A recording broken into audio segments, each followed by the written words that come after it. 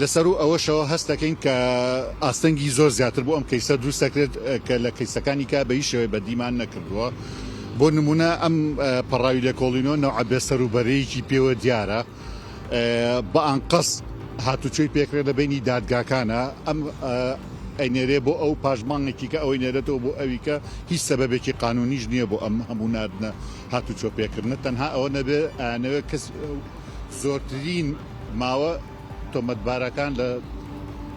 بەگیراوی بهێڵنەوە لە ئاسایشە. ئێمە هاتوین داوای سەروەری یاساکەین ئەو یاسایانەی هەیە داواکەین وەکو خۆی جێبەجێ بکرێ نامانەوێت لە حدودی نایاساییە کا هیچ کارێکمان بۆ ئەنجام بدرێ بەڵام بەداخەوە خودی دادگاکانی یاسامان لەگەڵا جێبەجێ ناکەن وەکو پێویست وەڵاممان نانەوە لەبەرەوە ئەگەر ئەم کەیسە بزانین هەر ئاوا مێنێتەوە ناچارین ڕێکاری یاسایی تر بگرینە بەر کە لەسەر و دادگاکانی شۆ